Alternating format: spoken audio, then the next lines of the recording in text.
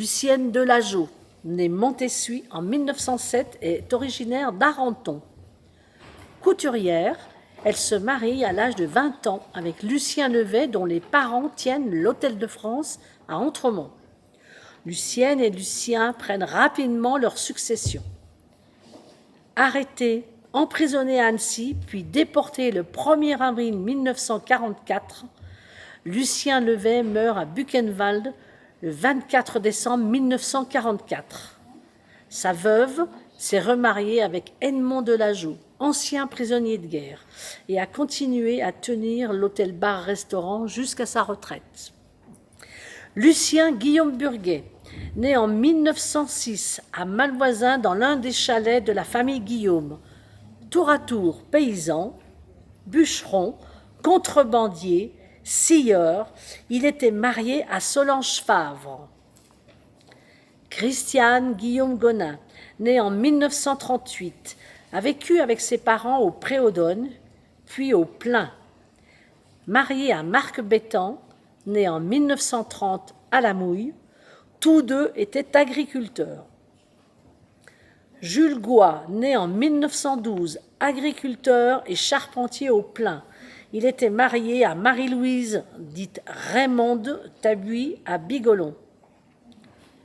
Louis Mermillot, né en 1922, agriculteur, puis cantonnier à Entremont. Il était marié à Aurélie Donzel. Jean Mestre, né en 1916 au Croteau-Loup. Il a été tour à tour paysan, bûcheron, cantonnier, commerçant. Il était marié à René Tochon-Ferdolet. Marie-Thérèse Mouton, née en 1931, fille de commerçants d'Entremont, Pierre et Pierrette Constantin. Commerçante à son tour, elle a tenu le magasin La Ruche Nouvelle, devenu plus tard location de ski. Elle était mariée à Michel Mouton, instituteur, puis brocanteur. Lina Velu, née Hoffmann en 1899 en Italie. Son père, carabinier, a émigré à Paris. Couturière, elle devient chef d'atelier chez Lanvin notamment. Elle rencontre Claude Velu, originaire du Regard, employé de banque en 1926 à Paris. Il se marie en 1930 et se réfugie au Regard pendant la guerre. Jean-Marie Vibert, né en 1901 à Clermont en Haute-Savoie, est ordonné prêtre en 1928.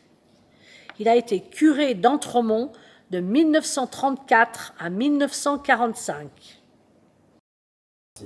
Attendez, s'il vous plaît, retournez-vous juste un instant, le temps de jeter un regard sur le passé, puisque c'est aussi bien votre passé que le mien.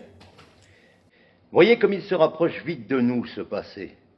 Il est déjà tout près de nous à présent. Vous pourriez presque le toucher, comme s'il n'était même pas passé. Encore un effort et vous allez les voir apparaître, les témoins de l'ombre. Lucienne, Jean-Marie, Marie-Thérèse, Lina et tant d'autres. Les habitants d'Entremont et de ses hameaux, tous pris par les aléas de la vie, courbant le dos quand ils n'avaient pas le choix, redressant la tête quand ils le pouvaient, ont vu s'écrire une douloureuse page d'histoire au jour le jour, juste au-dessus d'eux, dans le bruissement des forêts, comme dans les silences de la neige, au plateau des Glières et de la montagne des Auges. Une histoire sans doute plus grande qu'eux, une histoire qu'ils vont rejoindre aujourd'hui avec leurs souvenirs, tandis que nous les écoutons. Souvenez-vous, l'armée de l'armistice est dissoute en 1942. Nombre de militaires démobilisés vont constituer des réseaux de résistance. La zone sud de la France, dont la Haute-Savoie, est envahie par l'armée allemande à partir de novembre 1942. Le service de travail obligatoire en Allemagne est instauré en février 1943 pour les hommes de 20 à 22 ans. Les réfractaires iront grossir les rangs des maquisards. D'ailleurs, l'organisation de la résistance s'accélère à ce moment-là, à l'initiative du commandant du 27e BCA d'Annecy, Valette Dozia, qui dirige l'armée secrète. Un de ses lieutenants, Théodose Morel, devenu Tom dans la Résistance, issu des chasseurs alpins et nommé chef des maquis de Haute-Savoie. Il prend ses quartiers au plateau des Glières. Ce site, à l'écart de tout, véritable forteresse naturelle, a été choisi comme zone de parachutage d'armes. À l'époque, pas de route. On y accède uniquement par quelques pistes forestières et des sentiers d'alpage. Une dizaine de familles de paysans vit là-haut, soit une trentaine de personnes. Les hivers sont longs et rigoureux. La neige recouvre d'un épais manteau l'ensemble du massif. Rallier le plateau depuis Entremont, les Serres ou le Petit Bornand est alors une expédition de plusieurs heures. La montagne des Auges, avec ses couloirs d'avalanche, est encore plus difficile d'accès l'hiver. C'est donc dans un environnement rude, sinon hostile, que vont s'installer les maquisards. Mais écoutons plutôt nos témoins de l'ombre. Ils nous racontent les événements tels qu'ils les ont vécus, tels qu'ils s'en souviennent, sans fioriture, à hauteur de femmes et d'hommes confrontés aux tourmentes de l'histoire. Comment Mademoiselle Pi alors?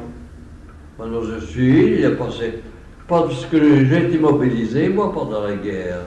Ah bon? Dans la guerre. J'étais aumônier au pensionnat des Tilleuls, à Annecy. J'étais aumônier, alors le samedi. Je prenais mon vélo à Saint-Jean-de-Six et je rentrais par la route le long du Borne. J'en aurais pleuré de froid. Je faisais mes offices le dimanche et le soir, je retournais à Annecy. On venait tous les ans en vacances parce qu'il y avait qu'Entremont qui comptait pour lui. Alors la première année, on s'est mariés en 30. Dans l'année de 30, il m'a emmené à Entremont. J'avais jamais vu les montagnes. Quand j'ai vu ça, je croyais que ça allait me tomber sur la tête. Moi, j'avais jamais vu ça. Alors il m'a emmené au regard là-haut. Ouf, j'ai pas dormi de la nuit, j'ai eu peur. Ça m'est toujours resté ça. Bon. Claude, mon mari et moi, on a quitté Paris pour s'installer au regard où il avait acheté une baraque qui ne me plaisait pas du tout. C'était le pays de sa famille. Il avait toujours Entremont au bout de ses chaussures. Il a acheté des vaches, un cochon, des chèvres, un âne. Moi qui sortais des grandes maisons de couture, d'abord chez Lanvin, puis chez Paquin, je savais pas traire, vous pensez. Enfin, j'ai appris. J'en avais mal au poignet. Claude avait loué en plus un chalet à Norcières. Alors je suis montée là-haut avec les bêtes, et lui, il faisait les foins, en bas. Avant-guerre, l'Hôtel de France comptait jusqu'à 70 clients en pension l'été, des Parisiens et des pieds noirs essentiellement. Puis pendant la guerre, des Lyonnais qui venaient échanger de la nourriture contre des étoffes, du fil, des chaussures. J'allais en bicyclette à Entremont, puis Entremont. J'ai 25 douzaines d'œufs sur le porte-bagages. Une grande panière comme ça, longue, comme ça, large, enfin 25 douzaines d'œufs, vous voyez, ça fait du volume.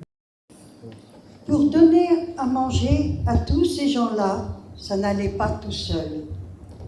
Les gens d'Arenton portaient des œufs à ma mère pour moi.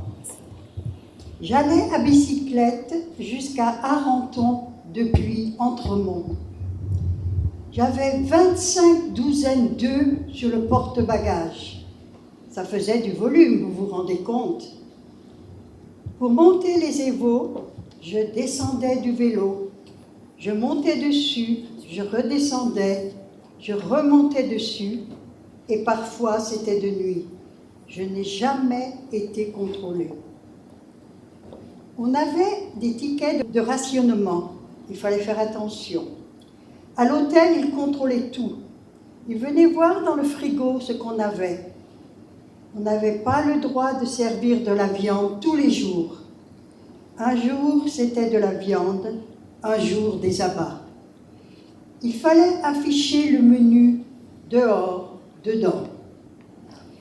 Et puis alors, on tuait des veaux. On achetait des veaux dans Entremont. On les faisait tuer, découper, saler. C'était bon. On cachait les morceaux dans des grandes selles chez Anselme au Grand-Guillaume, chez Marcel à Bernardin. On allait les chercher au fur et à mesure qu'on en avait besoin.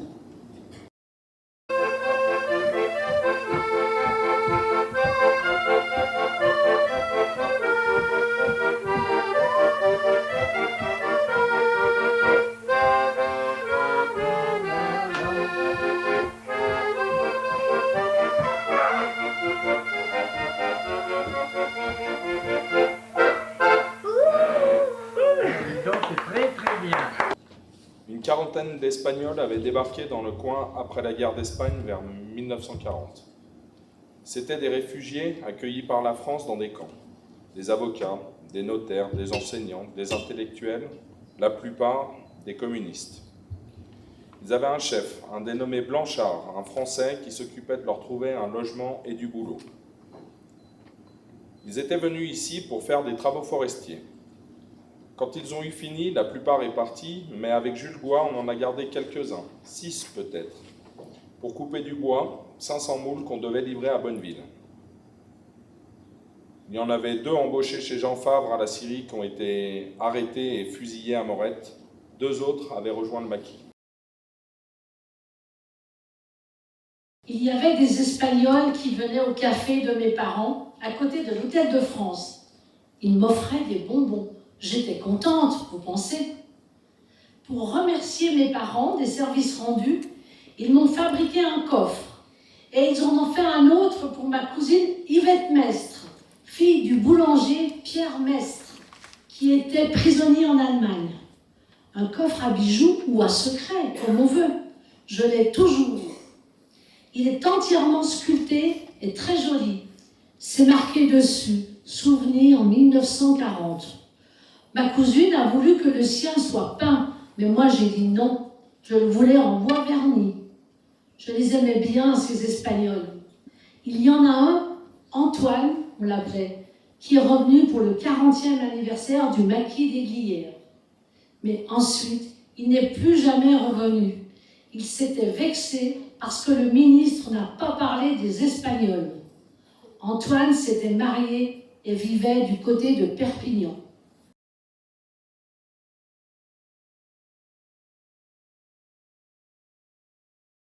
Ah oui, on a eu les Espagnols pendant la guerre, en 40. Comment on les appelait? Les républicains, non? Ils logeaient un peu partout. Le curé avait fait un sermon terrible pendant la messe. Il avait dit qu'il ne fallait surtout pas recevoir ces gens-là, ni les fréquenter, parce qu'ils avaient tué des curés en Espagne, parce qu'ils avaient du sang sur les mains. Un jour, les Espagnols qui logeaient à l'Hôtel de France ont participé à la fête organisée par René Tochon pour récupérer de l'argent pour les prisonniers de guerre en Allemagne. Ils avaient tout décoré la salle. Ils parlaient presque tous français, on les comprenait plus ou moins bien. Il y avait la troupe de théâtre que René avait créée avec les jeunes du village, puis Madame de Lageau s'est mise à jouer de la mandoline et Blanchard du piano. Je me souviens qu'ils ont interprété le beau Danube bleu. C'était beau, même l'abbé Vibert a applaudi à la fin. C'était un homme bien, ce Blanchard, un lieutenant, je crois. Il nous faisait des répétitions à la chorale de l'église. Il venait au café de la Rivière avec les Espagnols, il buvait un peu, il jouait aux cartes. C'étaient des gars très amoureux, ces Espagnols. Ils cherchaient des filles, mais ils étaient corrects. Il y a pas mal de jeunes d'Entremont qui ont appris l'espagnol avec eux. À cette époque, il y avait une quinzaine d'hommes d'Entremont qui étaient prisonniers en Allemagne. Raymond Pochat, Jean Angelo, Pierre Mestre, François et Claude de Chevrier, Monsieur Gaillard, Joseph Péria, dit Joseph Atoma, Georges Turette, Louis et Philibert Tabuy, Gilles Chuard, dit Virgile Aupipe, Henri Guillaume, Marcel Appaillant, Roger Vix, Adrien Abbé Descarreaux. Alors, un groupe d'habitants s'est occupé de leur envoyer des colis chaque mois, par l'intermédiaire de la Croix-Rouge. Des vêtements, des vivres, on espérait que ça leur parviendrait. Et puis il y avait des maquisards cachés dans les hameaux, sur les hauteurs d'Entremont, au Regard, à l'Orquier et l'Onglet, à Norcières et aux Auges. Les gars réfractaires au service de travail obligatoire, le STO. Ils venaient d'un peu partout, surtout du nord de la France et des alentours. Ils travaillaient pour les paysans. Ils ont rejoint le maquis des Glières quand il a commencé. Pendant la guerre, on avait caché les armes dans une cave. Il y avait une cave qui n'avait pas de porte. Tu y allais par une trappe avec un escalier. Et comme j'ai refusé d'aller travailler en Allemagne, en STO, je suis entré dans la résistance le 23 juin 1943. J'ai rejoint l'armée secrète du secteur de Thônes. Alors, quand j'ai été installée à Norcières, j'ai eu un maquis, un jeune d'Annecy. Il était venu un jour nous demander si on voulait bien le prendre. Je voudrais pas aller travailler en Allemagne, qu'il nous a dit. Alors Claude a dit, ben oui, t'as qu'à venir. Il vivait avec moi à Norcières. Il y avait aussi la milice à ce moment-là, au village. Un matin, au petit jour, j'entends frapper. J'ai cru que c'était Claude qui revenait. Comme la porte ne s'ouvrait pas, je me suis levée et j'ai dit « Qui est là ?» Et on me répond « Police !» Il y avait le maquis qui était là. Alors j'ai pris son sac de montagne, tout son bazar, je lui ai tout foutu dans les mains et je lui ai dit « Sautez !» Et il a sauté par la fenêtre de côté. J'ai crié aux autres « Attendez que je m'habille !» Et j'ai été ouvrir. Je leur ai dit « Qu'est-ce que vous voulez ? Vous n'avez pas de maquis qu'ils me demandent ?» Je réponds que non, évidemment. Qu'est-ce que vous voulez que j'en fasse? Alors ils me disent, mais vous n'êtes pas d'ici, vous?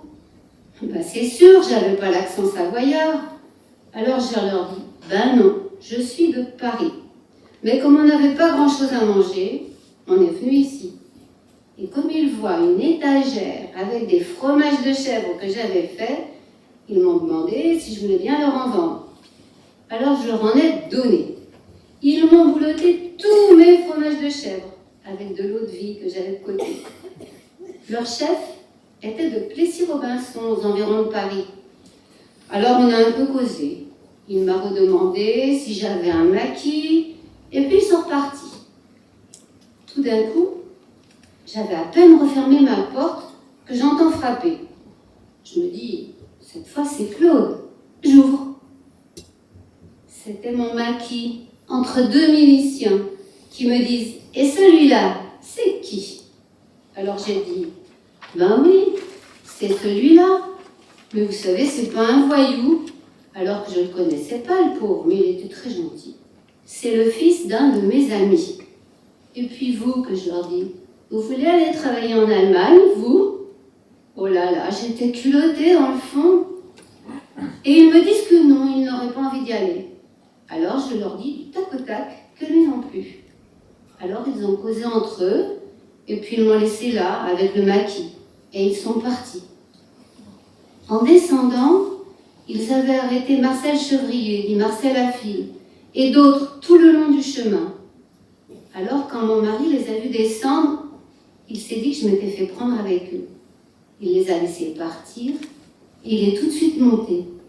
Il me dit « J'ai eu peur que tu sois avec ceux qui le ramassent. » Alors je lui dis « Ben non, tu vois, le maquis, il est là, ils l'ont laissé. » Et puis je lui ai tout raconté. Mais moi, j'avais été ramassé pour aller travailler en Allemagne, en 1942. Ah bon? La milice m'a ramassé, là. Il comprend, il en fallait. J'ai travaillé à la CIGRI de novembre 1930 jusqu'à ce que celle-ci soit incendiée en 1943. Mais avec Joseph Mestre et Juste Pochin, j'ai été réquisitionné parce que la CIGRI travaillait pour la défense nationale et après pour les Allemands. Puis j'ai été appelé pour aller travailler en Allemagne. Mais je ne voulais pas y aller. En mars 1942, la milice m'a ramassé, il m'a pris sur le travail. Je me suis trouvé enfermé 8 jours au camp de Nivelles-Annecy. On était plusieurs d'entre nous. Moi, je voulais pas signer pour partir en Allemagne. Alors, avec un gars d'autorant, on a joué les filles de l'air. On s'est sauvés à 2 heures du matin. Alors, j'ai ripé en slip jusqu'à Verrier. Là, on m'a donné du linge. Je me suis caché à l'envers du regard chez ma tante. Il y en a un qui m'a vu, Jean Burnier, parce qu'il travaillait dans les bois par là. Oh, il n'a rien dit. Il est venu avec la musette le lendemain. Il l'a mise dans un coin. Il m'a apporté à manger comme ça pendant 5 jours. Il fallait faire gaffe. parce qu'il y avait les coquins de miliciens tout autour. Et finalement, je suis retourné travailler à la CIG, ni vu ni connu. Il y avait des Espagnols qui travaillaient avec moi. Il y en a 3 qui ont été sépulturés à Morette. Il y en a qui travaillaient ailleurs dans le coin.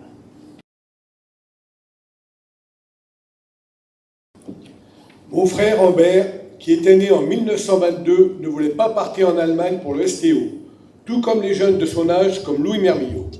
On devait les aider à se cacher. Pendant l'hiver 44-45, Humbert, qui s'était engagé comme éclaireur-skieur de le bataillon du Mont-Blanc, se trouvait au col du Midi. Il prenait la benne de service pour monter à l'aiguille du Midi. Le 17 février 1944, il a participé au plus haut combat du monde à 3600 mètres d'altitude contre les Allemands qui voulaient viser Chamonix et Chelles. Je vais retourner un peu en arrière. Quand on a eu les maquis, vous savez, ceux qui se sont fait massacrer plus tard au Grand Bornand, un après-midi, ils viennent et ils me disent « Madame Velu, il nous faudrait des armes, et on sait que votre mari a un fusil. » Alors j'ai dit « Écoutez, je vous donne de l'argent et vous en faites ce que vous voulez, mais je ne vous donne pas de fusil. » Parce que je me suis dit que s'il se faisait arrêter, il dirait que c'est Madame Velu qui leur avait donné. Ils sont revenus le soir discuter avec mon mari, qui leur a dit la même chose que moi, alors que j'étais là. Puis ils sont tous sortis dehors, et je ne sais pas ce qu'ils se sont dit au juste. J'ai su qu'après la guerre, que Claude leur avait dit où trouver le fusil. Pendant la guerre, on prenait un camion, celui de Jules Chenal, de Petit-Bornand, un camion qui roulait au bois.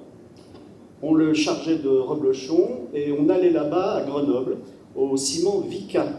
Les gens, ils crevaient de faim là-bas. Ils disaient « Apportez des reblochons et vous aurez du vin et tout ce que vous voudrez. » Ah, ça, Entremont. Ils ont eu tout le vin qu'ils ont voulu pendant la guerre. Ils n'ont jamais manqué d'un verre de vin.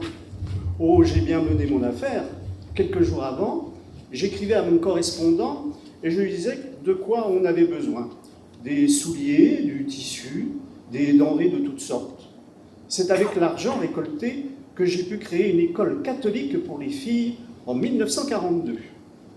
Je vais vous dire une chose importante. Voulant ou ne voulant pas, tout le monde a donné ou vendu des affaires pour les maquisards. Il y en avait qui donnaient d'eux-mêmes et d'autres qu'on forçait un peu. Quand il y a eu les Allemands qui étaient venus pour chasser les maquis, un matin, je me lève, c'était un dimanche matin. J'ai trouvé un morceau de papier au-dessus de la porte de la cuisine.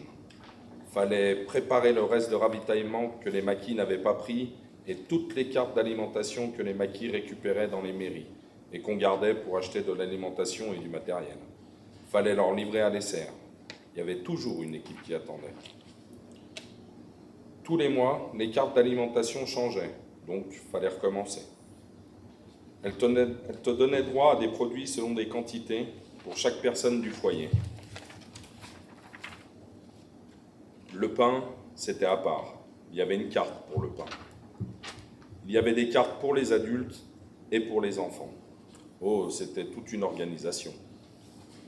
Quand les cartes étaient raflées par les maquis dans les mairies, le maire en redemandait à la préfecture. On a commencé par avoir les maquisards à l'hôtel. Ils ne logeaient pas chez nous, mais ils venaient boire. Ceux qui étaient au regard, ils venaient voir du monde au café chez nous. D'après moi, mon mari n'a jamais fait de résistance. Et puis, on a eu les GMR, les groupes mobiles de réserve du gouvernement de Vichy, qui sont venus à l'hôtel. C'était chez eux, sans plus être chez nous. Quand les Allemands étaient dans le coin, il a fallu que tout le monde descende avec des pommes de terre pour leur donner. Mais comme les maquis occupaient l'hôtel du Born à l'époque, ils les ont mis en joue. Du coup, les Allemands sont repartis et tout le monde est remonté avec ses pommes de terre. Après, il y a eu de la neige. paraît que tous les hommes valides devaient aller aux étroits pour les dégager. Alors moi j'ai dit à Claude, si tu descends, tu vas pas remonter. Ils vont te foutre dans un camion et je ne te reverrai pas. Je l'ai couché et je lui ai collé plein de ventouses. Il criait, le pauvre type, il était tout rouge. Je lui ai dit, tu restes couché. Qu'est-ce que j'étais culottée. S'ils étaient venus, j'aurais pu leur dire, vous voyez, mon mari est malade. Quand il y avait les Allemands, il y en avait qui passaient dans les maisons. Oh, il y en avait un petit jeune qui était beau, une tête d'ange, tout blond. Même que c'était un Allemand, il était beau. Il devait avoir 17 ans. Alors il venait et il disait, vous avez des œufs? J'en mettais toujours 2 ou 3 dans une assiette qu'il pouvait prendre. Et puis un jour, il y en a d'autres qui sont venus et qui demandent aussi. Je leur fais comprendre que leurs camarades s'étaient déjà servis.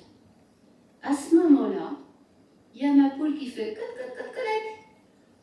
Alors il y en a un qui va la trouver, qui la soulève et qui prend l'œuf. Elle m'avait trahi. Entre novembre 43 et janvier 44, j'ai fait la garde au maquis de Longet, avec 3 camarades d'Entremont. En février et mars 44, j'ai participé au transport de ravitaillement et de messages jusqu'au PC du maquis d'Aiglières. Le 13 février 44, je me souviens qu'avec des membres de l'armée secrète d'Entremont, nous avons ramassé des armes qui avaient été parachutées dans la forêt des Pins. On les a cachées et plus tard on les a transportées à la Forclaz, sur la commune du Grand Bornand, parce qu'on craignait des représailles de la milice ou des Allemands sur la population d'Entremont. L'armée secrète d'Entremont comptait environ 25 membres. J'en étais responsable avec Arsène Abbé Descarroux, un ancien de la guerre de 14-18. Les rendez-vous avaient lieu chez nous, au Plain. On était sous les ordres du lieutenant Bastian, qui était responsable de l'organisation du ravitaillement. C'était une responsabilité importante, parce qu'au début de l'année 44, le maquis est passé de 150 à 465 hommes. On s'occupait aussi d'envoyer le courrier au plateau d'Aiglières, en liaison avec Jérôme Boson. L'abbé Vibert aussi nous donnait des messages. D'autres étaient apportés par Gugu en car. Une fois par semaine, on portait les messages de Tom Morel aux Glières. On passait par les Plains et Montchevray. Dans la nuit du 12 au 13 février 44, un premier parachutage d'armes pour les maquisards des Auges tombe au Plain, à côté de notre ferme. On a tout caché dans la chapelle du Regard et dans le hangar des pompiers à Lorché. Puis on a transporté les armes jusqu'au Fresnay pour les remettre à l'est du Grand Bornand. On a traversé le Born au Croteau-Loup, c'est Jean Lestre qui surveillait la route. Un autre jour de février 44, je suis parti depuis les Plains, il n'y avait plus d'un mètre de neige. On est arrivé à 5 heures du matin. On a remis un message à Tom Morel et il est parti au chalet PC. On sentait qu'il allait arriver quelque chose de grave. Les maquisards avaient de plus en plus de difficultés à faire monter le ravitaillement au plateau d'Aiglières. En mars 1944, les taux se resserrèrent autour du maquis. Au début du mois, Michel Fournier, dit Michou, assistant du médecin du plateau, est arrêté. Les négociations pour le faire libérer échouent. Un agent infiltré de la résistance prévient Tom Morel que les GMR du groupe Aquitaine, sous la direction du commandant Lefebvre, préparent une attaque. Tom Morel décide d'en prendre les devants et lance un assaut sur Entremont où stationnent les GMR. La suite, Lucienne Delageau nous la raconte. À 11h du soir, je vais dans la cuisine et je vois le commandant des GMR, Lefebvre. Il devait bien boire. Il me dit « Regardez, madame, le petit joujou que j'ai là. » C'était un petit revolver noir qu'il cachait dans sa chaussette. Ça m'a fait peur. Je suis montée me coucher. Lefebvre attendait Tom Morel. Les autres GMR étaient couchés. À 2h du matin, on a entendu la porte du fond de l'hôtel enfoncée, et des coups de feu, et des fusils mitrailleurs qui tiraient dans l'hôtel. J'ai même failli être tuée. Il y a un trou qui s'est fait dans la chambre. La balle d'un fusil mitrailleur qui était posté sur le pont a traversé 2 chambres, puis la porte de communication qui s'est ouverte. Et elle a fini dans le lit de la chambre à côté. Faut croire que j'étais baissée à mettre mes bas ou mes chaussures, sans quoi, c'était à ma hauteur, j'aurais pu être tuée. Les maquisards enfonçaient les portes des chambres. Ils ont fait prisonnier tous les GMR qui étaient là. Alors moi, je suis descendue. Des GMR étaient devant la salle à manger en pyjama, les bras levés. Le commandant avait tué Tom. Et lui, il a été tué immédiatement par les hommes de Tom. Ils avaient mis Tom dans la salle à manger, allongé sur le billard. Je suis restée là avec lui et j'ai fait une prière. Puis, je remonte dans ma chambre et je vois quelqu'un couché dans mon lit. Il y avait le curé, il y avait 2 docteurs, les GMR, et à l'hôtel du Born, il y avait aussi les miliciens, je crois. Les draps, les couvertures, c'était plein de sang. On ne le reconnaissait pas, ce gars. Sa figure était toute arrachée. Je ne savais pas qui c'était. Ils l'ont emmené sur le matelas jusqu'à l'hôpital à Bonneville, mais il était mort. Il y a son nom sur la plaque. Je ne sais pas comment il s'appelait, celui-là. Il y a eu 2 ou 3 morts. Et il y avait le corps de Lefebvre dans la salle du café, à côté. Dès qu'ils ont eu fini de se battre, les GMR et les maquisards, je suis sorti de la cure et je leur ai demandé « Alors, comment ça s'est passé ?»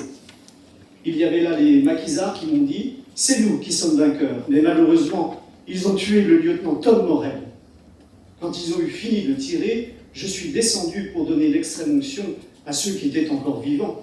Et puis j'ai vu le lieutenant Tom qui était étendu sur le billard de l'Hôtel de France. Ils m'ont dit « C'est pas la peine, il est mort. » Je l'ai touché et j'ai dit « Non, il est encore chaud. » Et par curiosité, j'ai voulu rester auprès de lui tant qu'il était chaud. Et en effet, j'avais raison, il est resté chaud pendant au moins 2 heures. À chaque fête de commémoration, il y avait sa femme qui me faisait répéter ce qui s'était passé. Et chaque fois, je lui répétais ce que je savais, ce que j'avais vu et ce que j'avais fait. Ils avaient eu 3 enfants. Le 10 mars 1944, les membres du maquis m'ont réveillé à 4 heures du matin pour me dire qu'il y avait des morts et des blessés à Entremont. Pendant la nuit, un groupe de maquisards dirigé par Tom Morel avait pris d'assaut le quartier général des GMR à l'Hôtel de France, car Michel Fournier, le médecin du maquis, avait été capturé. Je me suis rendu à Entremont et j'ai chargé le corps de Tom Morel sur une charrette tirée par un cheval pour l'emmener jusqu'à l'Essert. Les maquisards l'ont transporté ensuite au plateau des Glières. Le lieutenant Bastian m'a ordonné de repartir chercher le corps de Joe Descours, qui avait été tué lui aussi pendant l'attaque. Tous les GMR qui étaient à l'hôtel avaient été faits prisonniers. Tom Morel a en effet été abattu à bout portant par Lefebvre, le commandant des GMR, qui a été à son tour tué par un maquisard embusqué. Georges Delcourt, dit Géo ou Jo, a été tué cette même nuit. C'était un jeune agent de police d'Annecy qui avait rejoint le maquis. Un autre homme a été mortellement blessé. Il s'agit de Frison, un champion de ski qui accompagnait Tom comme skieur-éclaireur. Les maquisards ont pu faire prisonnier 57 GMR. Dans la nuit du 10 au 11 mars, un 3e parachutage d'armes a eu lieu. Le 11 mars, une chapelle ardente a été installée dans l'infirmerie du plateau des Glières, où les hommes de Tom Morel lui ont rendu hommage. Le 12 mars, l'armée allemande se prépare à donner l'assaut contre le maquis des Glières. Il a lieu le 26 mars, d'une violence implacable. 129 combattants des Glières et des habitants des vallées environnantes seront fusillés ou mourront déportés. Ils sont une centaine à reposer au cimetière de Morette, nécropole nationale des Glières. Le 27 mars, le capitaine Angeau donne l'ordre de dispersion afin de sauver un maximum de vies. Le maquis renaîtra de ses cendres à partir de mai 1944. Entre-temps, la répression sera terrible. Arrêtons-nous un instant sur la date du 25 mars. C'est ce jour-là qu'une autre figure marquante du maquis est arrêtée par la milice, durement interrogée, puis, devant son silence obstiné, déportée en Allemagne. Il s'agit d'André Boson, dit Jérôme. Il était connu comme porteur à Chamonix, pour avoir monté une cuisinière de 80 kg au refuge de Vallot, à 4300 mètres d'altitude, entre autres exploits. Bûcheron à Entremont, dans les années 40, il avait intégré l'armée secrète. C'était un skieur endurant qui assurait beaucoup de liaisons entre le maquis et la vallée.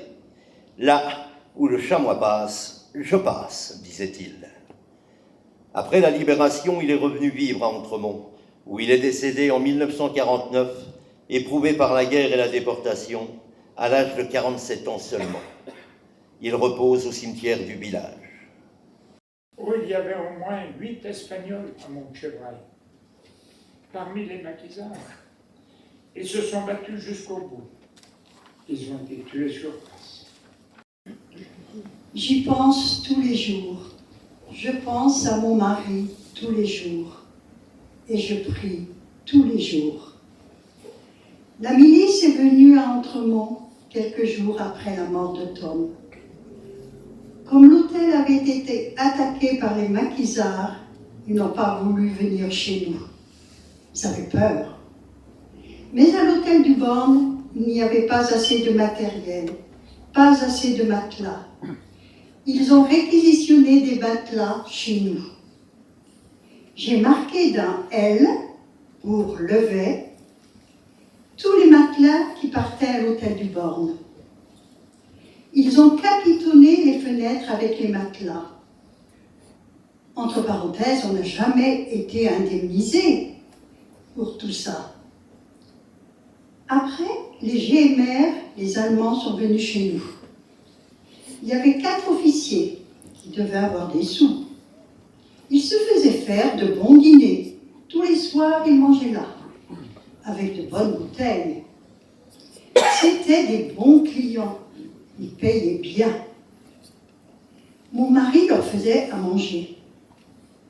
Je ne sais pas comment il faisait. Si on avait de la viande, si on avait tout ça, je ne m'en rappelle pas. Mais ils étaient contents. Ils payaient bien. Et puis, un jour, mon mari était au fourneau. Un Allemand l'interpelle. « Patron, patron !» Il a emmené Lucien dans le salon de chez nous et il l'a questionné. Tous les gens arrêtés à Entremont étaient interrogés dans cette pièce. Après, mon mari revient et il me dit « Je vais chez Turan ». C'est là qu'il y avait le quartier général. Ils l'ont questionné encore là-bas. Et après, les petits m'ont dit « Papa est parti en voiture avec des Allemands ». Il y avait aussi Arsène Abédécarou qui a été emmené avec lui au château d'Annecy. Je ne l'ai pas revu. J'ai su plus tard qu'Arsène avait été fusillé près de Morette. Les Allemands voulaient absolument voir la cave, mais je leur ai dit que c'était mon mari qui avait la clé dans sa poche et qu'il était parti et que je ne savais pas où il était. Ils m'ont dit « Il est parti à Annecy, madame. Il a confessé, il a confessé. » Il voulait sans doute dire qu'il avait avoué. Le surlendemain, ils sont partis d'Entremont.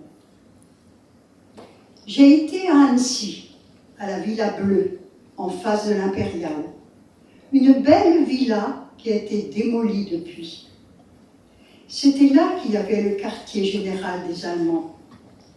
J'ai été 2 fois là-bas et j'ai dit « Mais mon mari n'a rien fait, absolument rien fait. »« Arrêtez, madame, sans ça, on vous emmène aussi. » qu'ils m'ont dit. Alors j'ai eu peur et je me suis sauvée. Les prisonniers étaient au château d'Annecy. Je l'ai vu, mon mari, par une petite lucarne. Les Allemands surveillaient, on ne pouvait pas approcher. Il y avait là des femmes de Saint-Joire, de Marigny. On les voyait de loin, les prisonniers, par la côte Perrier. On ne pouvait pas leur parler. Une fois, je m'étais un peu approchée de la fenêtre pour voir Lucien. J'ai pu lui parler et lui demander s'il voulait que j'aille voir Irleman, un des miliciens installés à l'hôtel du Born, que Lucien avait connu lors de son service militaire. Il m'a dit « Ah oui !» Et puis, il m'a fait signe de partir.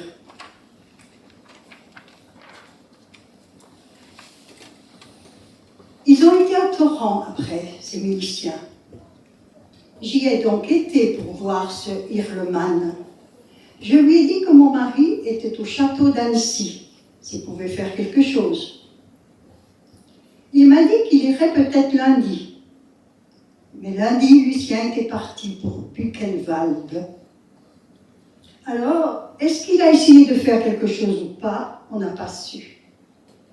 En tout cas, Paul Sérignac, qui tenait l'hôtel du Born à ce moment-là, il a dit que c'était Irleman qui avait vendu Lucien. Ce Irleman a été jugé après la guerre en 48-49. J'ai été convoquée comme témoin au jugement à Paris. J'ai été à la barre et j'ai vu Irleman entre 2 gendarmes. « Ah, mon ami Lucien Levet, qu'il a dit en me voyant. » Je lui ai dit « J'ai été vous voir à Torrent pour que vous fassiez quelque chose pour le sortir d'Annecy, mais vous n'avez rien fait. » Et c'est là qu'il m'a dit que Lucien n'y était plus. Mais après, je suis restée dans la salle pour écouter les gens qui passaient après moi. Et qu'est-ce que j'ai pas entendu sur son compte?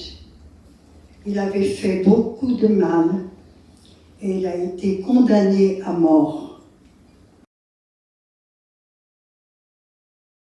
On ne m'a jamais dit pourquoi mon mari a été déporté. Au début, on ne savait pas où il était. On a reçu une carte au mois de juillet du camp de Dora. Elle était écrite en allemand. C'est pas lui qui l'avait écrite. Il avait simplement signé. Où il dit qu'il est bien. Je l'ai donnée à mon fils aîné en souvenir de son père. J'avais fait traduire cette carte par ma cousine qui était institutrice. Il demandait si je pouvais lui faire un pullover. Pourtant, on était au mois de juillet. Il avait froid. Il travaillait dans les mines de sel à Buchenwald. Alors, je me suis dépêchée de faire un gros pullover et j'ai pu lui envoyer des colis. Je n'ai jamais reçu de réponse. Il est mort au camp de Dora. Il était venu à 32 kilos, un homme qui faisait 80 kilos. Je suis allée voir des gens après qui sont revenus en 1945. J'ai été à Saint-Joire, toujours à bicyclette. J'ai vu des gens qui ont été déportés et qui ont toujours été avec lui. Dans quel état ils étaient, ces pauvres? Il y en a un qui m'a dit que quand on allait à l'infirmerie, c'était la fin. Ils avaient la dysenterie. Ils mangeaient du charbon, du vrai charbon, pour se soigner. Après l'attaque, on a eu droit aux représailles. On a été obligé de quitter notre ferme des Plains avec les bêtes et le mobilier pour aller se cacher à Landfras. Et un jour, voilà un Allemand qui vient. Il rentre, il me dit bonjour. J'avais ma machine à coudre devant la fenêtre, dans la cuisine. Alors il me dit, vous tailleur? Je lui dis, ben oui, moi tailleur. Alors il enlève son veston, sa ceinture, il prend sa grenade et il la fout sur le lit. Et moi je me dis, mais qu'est-ce qu'il veut là? Il commence à déboutonner son pantalon et tout en se déshabillant, il me raconte qu'il est polonais, que papa et maman capoutent. Et juste, Claude arrive. Je lui dis, viens vite. Et il explique alors à Claude qu'il voulait un costume civil pour se sauver. Il voulait quitter l'armée allemande, en fait. J'en rigole maintenant. Mais sur le coup, j'en menais pas large. J'aime autant vous le dire. Avec sa grenade au bout de la main, là, il me flanquait la trouille. Quand ils ont décidé de faire sauter la maison, on était logés au Grangeneuve. Votre maison, là, a Oui, sauté? ben oui, c'était la boulangerie, là, le bistrot à côté de la boulangerie, toujours. Ils nous avaient fait partir, les Allemands, du reste, on n'a pas eu le choix. On était partis chez ma grand-tante au Grangeneuve. Quelques jours avant de faire sauter la boulangerie, les Allemands nous avaient dit de partir de chez nous. On n'a pas eu le choix. On est allé loger au Grangeneuve chez ma grand-tante. On allait à l'école tous les matins quand on pouvait. Je me rappelle qu'une fois, les Allemands avaient mis un grand billon sur la route pour pas qu'on traverse. Mais moi, je savais pas. Alors, j'ai traversé quand même. Oh, je me suis fait remuer. Du coup, on n'allait plus à l'école. Et puis, il y avait le couvre-feu le soir. C'était terrible cette journée où les Allemands bombardaient. Ils incendiaient les chalets, ils tiraient au canon. Ça résonnait dans la montagne. Avec moi, j'avais ma bienfaitrice, Mademoiselle Marie Pie, celle qui m'avait tout payé quand j'avais été nommé curé à Entremont. Je n'ai rien acheté. Sa maman venait de mourir, alors elle était riche. Elle avait un chauffeur, elle avait un magnifique chalet près de la cure. Elle m'avait dit, prenez tout ce qu'il vous faut et ce qui vous manquera. On ira à Annemasse le chercher et je vous le paye. Les Allemands ont fait sauter la boulangerie Mestre parce que la Louisa faisait du pain pour les maquisards. Ils avaient placé une bombe dans le four, une autre dans la cuisine. On a entendu la détonation. Ils sont venus nous chercher, nous, tous les gamins. Il y avait la nièce à la Francine, la Jacqueline, je me rappelle toujours. Elle est venue me chercher, elle me dit, tu viens, faut qu'on aille là-bas vers la boulangerie. Angéline nous a mis tous en rond, les gamins. Pour vous montrer qu'ils allaient mettre le feu à la boulangerie. On ne savait pas ce qu'ils allaient faire. Ah oui. On se demandait si on n'allait pas y passer. Si vous n'alliez pas être fusillé. On était à la mouille, là. Et toi, tu étais à la mouille. Et on avait les... Comment ils s'appelaient, qui étaient les bûcherons qui étaient à l'achat, les sentis. Je me rappelle, quand ils ont été brûlés Longin. À Longin, oui. Il y avait le maire, c'était Pesset, avec les Allemands. Oui. Ils ont monté tout droit par la bouille en haut, là, je me rappelle, le maire est devant, les autres après. Je me rappelle que les bûcherons espagnols qui étaient installés à l'achat en pleuraient quand ils ont vu ça. C'était terrible. Je me rappelle aussi quand les Allemands sont allés brûler les chalets de Longin. Il y avait le maire, c'était Joseph Pesset. Ils ont monté tout droit par le sentier de la Mouille, le maire de Ban, il était obligé. Il y avait 2 maisons à Longin, des maquisards s'y cachaient. Ils ont eu peur, ceux de Lortier. Ils y sont passés de près. Combien de fois les Allemands sont venus réveiller le papa, à 1 ou 2 heures du matin, pour atteler la jument et monter à Glières. On n'était pas nombreux à avoir des chevaux à Entremont. Alors on était bien obligés. Il fallait monter avec eux tout leur matériel. Celui qui est passé de près, c'est Joseph Favre Petit-Mermet, dit Joseph à Pommette. On est au-dessus de la maison, il y avait le tonton et le papa qui sciaient du bois. Et nous, on était gamins, on était là-bas, il y avait des Allemands. Il y a Joseph Apomet qui a traversé là depuis la mairie. Alors il nous a fait comme ça. Allez les enfants, rentrez vite. Les Allemands ont été chez Marcel Pierria, dit Marcel et Thomas, à Malatray, mais il était parti. Ils ont fouillé toute la maison. Joseph Apomet est passé par la Mouille, la Croix du Regard, Malatray, et il est monté à Glières par Montchevret.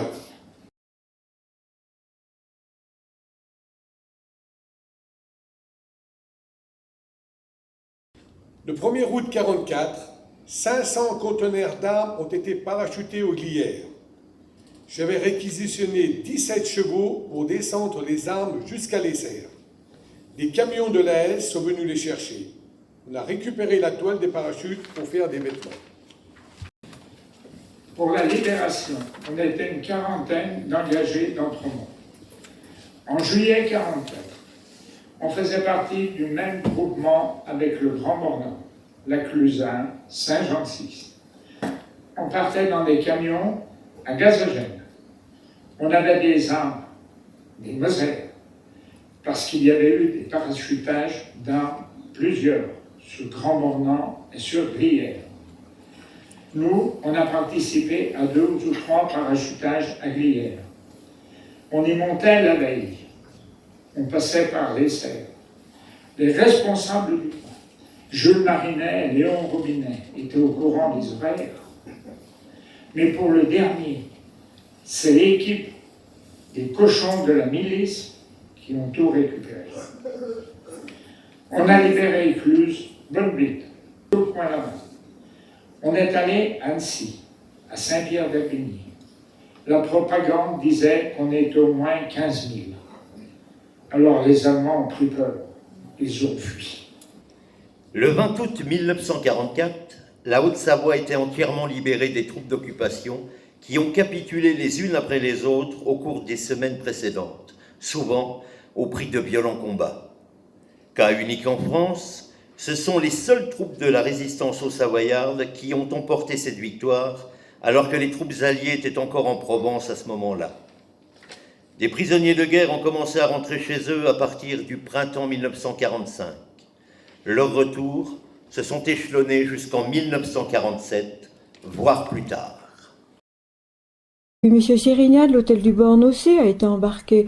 Et Sérigna, il était prisonnier, il a même été, comment on dit, prisonnier, déporté. Et quand il est revenu, c'est curieux, c'était le jour de la communion de son fils. Parce que Madame Sérigna, c'était la cousine germaine de ma maman. Alors Louis, quand ils ont fait sa communion, on était invités, ça qu'à l'époque, les communions avaient grand truc. Et à midi, c'est arrivé quelqu'un, c'était lui qui avait été libéré et qui arrivait à pied. C'est curieux, hein.